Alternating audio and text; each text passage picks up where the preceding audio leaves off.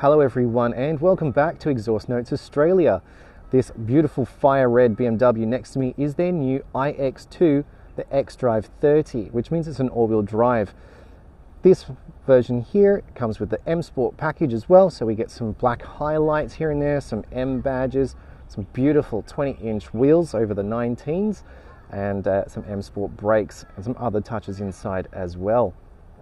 The iX2 has its unique coupe-like appearance, which is what attracted me to it over its sibling, the iX1, even to the point that it actually has more boot space, which has surprised me.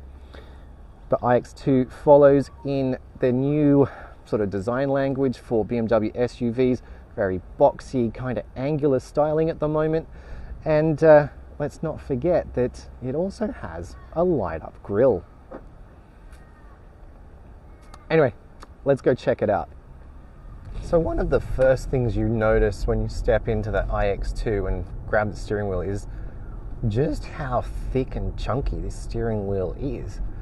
Surprisingly so. It just feels quite big for a car of this size, and yeah, it takes a little bit of getting used to. And a typical BMW, it all looks and feels quite good in the hand and just to use. We do have the acoustic sounds of Hans Zimmer playing. You can switch that off, of course, but it just gives you some idea of what the car thinks it's doing. And I mean, I don't mind it. Otherwise, it can be pretty quiet in here, aside from, you know, a bit of road noise. As with BMW's electric cars, you can put the drive selector into B, which is effectively one pedal driving, which will take some getting used to for those not used to it, but it just offers the maximum amount of regen, and I guess it's a little bit lazy. So the iX2 comes with 225 kilowatts or 230 with then 494 newton meters of torque, which is some pretty impressive figures. So being an xDrive, it is obviously all-wheel drive. We have a motor on each axle. So with that, the car will do 0 to 100 in 5.6 seconds, which is even faster than the BMW i4 I recently drove. Pretty impressive. It's not a throw you back in the seat kind of sensation, but you know, for these days, it's definitely quick enough. We have a 64.8 kilowatt hour battery, and with the usual kind of specs, with a DC fast charger, you'll get from 10 to 80% in about half an hour. Otherwise, you can have an overnight charge from a AC wall box or something like that. Range out of a full battery is claimed to be about 450 Ks. I think real world it's more like 375 to 400, and obviously depending on what other things you're using. It's winter now, so a lot of the heating and stuff's getting used. And quite conveniently, I've noticed that when you get into the car, it detects the temperature outside and will instantly start warming up the seat and the steering wheel for you once you get underway. The front row is pretty comfortable for both passengers, and we have electric seats, adjustability, and we also have some seat massages here. The massage function is buried in the infotainment system, but once you do find it, there's a lot of options there for both the driver and passenger seats. You can set a duration and choose from a variety of different massages as well.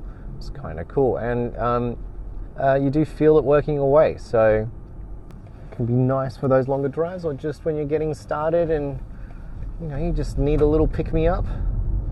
Something else the car offers is that it has a smart parking assistant, and I've not driven a car that can park itself, so that's something new. But you can basically pull up next to a, you know, where there's a parking space. Let's see if we can find one up here, and then you can start the reverse parking assistant, and it's basically going to go, okay, select reverse. There we go. So then we can select reverse park assist. Monitor surrounds, release the brake. It's already indicating for me. And I'm not touching anything. The The steering wheel's got some green lights on it. It's doing it. Oh, I hope it doesn't. Oh, it didn't hit the curb. Okay, thank God. It's still doing it. It's bringing us. Oh, it's done. Now, I would so much rather do that myself, but hey. And another thing that it can do is, if you feel like you can't get out of the parking spot, well, you just press a button, start leaving the parking spot, monitor your surrounds, take your foot off the brake pedal, which I've just done. It's reversing us up. It's indicating,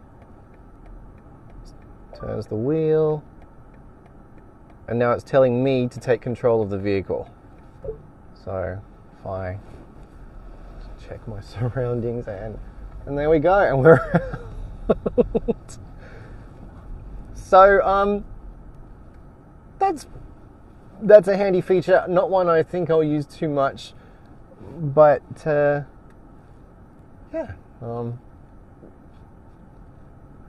it's got all the cool little things, I guess. So the iX2 xDrive30 starts from about $92,800. You can add enhancement and M Sport packs to it, which drives the price up, and this one has those added to it. So as this vehicle is tested, we're looking at about $102,500 or so, which is no small figure for a car of this size, but the extra packs and things do work quite well. I mean, I think you'd want to consider adding them. Certainly the wheels. I'm definitely a fan of how these wheels look, which are 20-inch with the standard wheels on the iX2 are 19s, so that's nice. The entry-level iX2 is the xDrive30, which starts at about $89,900. Boot space in the back is 525 litres, and surprisingly that's more than the iX1 that the car is based off. If you fold the second row down, it opens up to 1400 litres. It is slightly down on the X2, the petrol version, but only by, but not by too much. The X2 has 560 litres, or 1470 with the second row down. The iX2 comes in Alpine White as a no-cost option paint colour. Most other colours then are a $1,385 option, which includes your M Brooklyn Grey Metallic, Skyscraper Grey Metallic, Cape York Green Metallic. This car is in Fire Red Metallic, and there's also Black Sapphire Metallic and M Portimao Blue Metallic. For those who want that little bit extra individuality, there's the $3,847 paint option of Frozen Pure Grey Metallic, or BMW Individual Frozen Portimao Blue Metallic. You're really going to want those colours. For the interior, we have a lot of options, and I really like that for a change I've got quite a nice interior here with the white. This is the Atlas Grey and Smoke White interior option, which is nice. And these are all inclusive. You have a cloth and M Alcantara Vaganza combination with black and blue contrast stitching. You've got a Vaganza perforated mocha, oyster and black options, as well as this, which again is the grey and smoke white. With those additional packages, you have the enhancement package, which is about $3,600.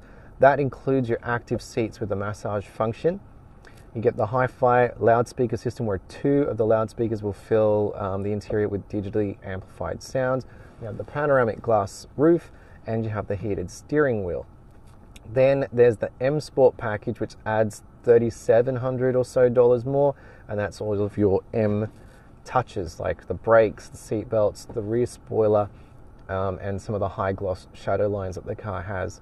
Somewhat annoyingly, something that hasn't converted from left-hand drive to right-hand drive is that this center console, although it's nice with its floating arrangement and all of the storage areas underneath, this shallow area here opens up towards the passenger, making it like, for one, it is really shallow, and for two, for it to open that way is just not the best, you know, but obviously they couldn't rework this or do the hinges a different way, so that's what we're kind of left with there.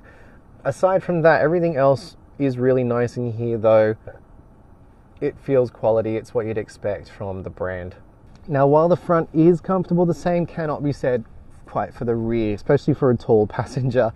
At 182 centimeters tall and sitting behind myself, yeah, my knees are well into this recess in the front seat. I can't imagine this is going to be too comfortable.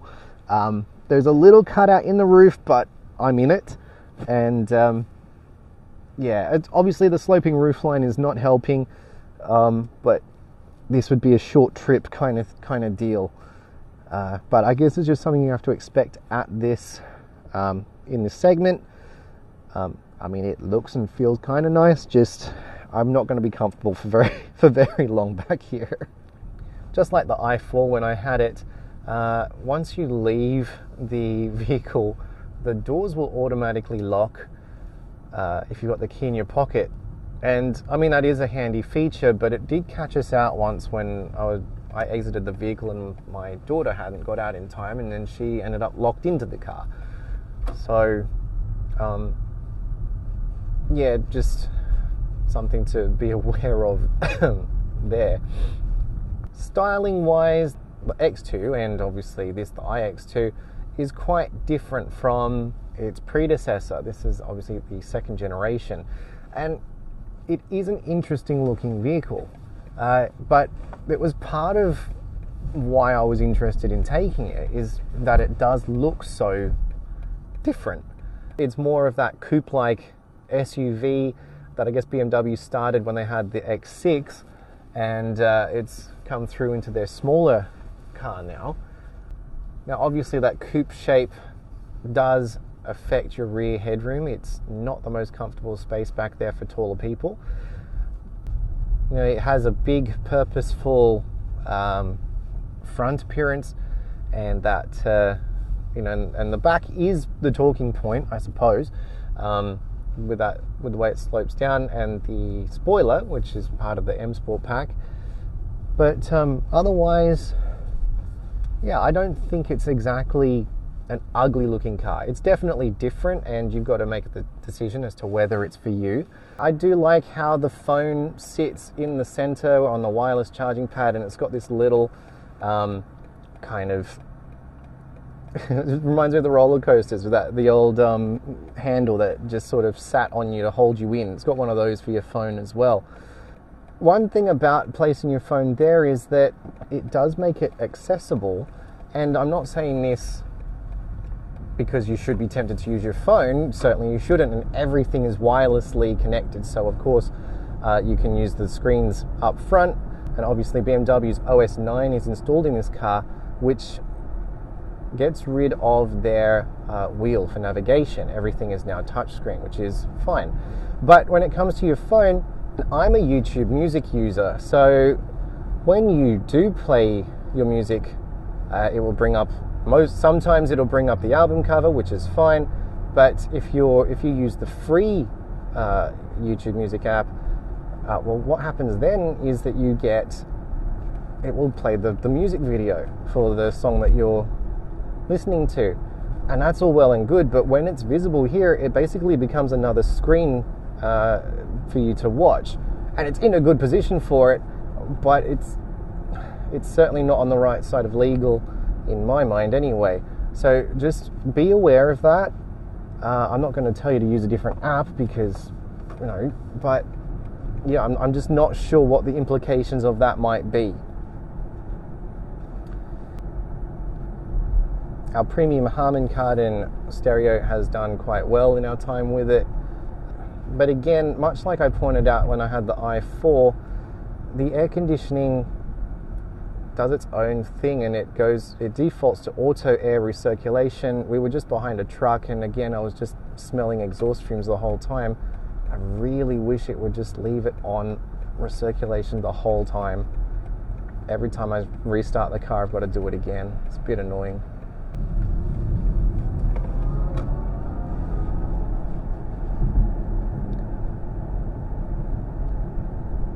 I mean, it's got enough go. It's an electric car. You're going to expect that these days. There's absolutely no problem getting this thing up and running. And aside from losing the navigation wheel, OS 9 works just as good as OS 8 and 8.5, so BMW owners need not worry.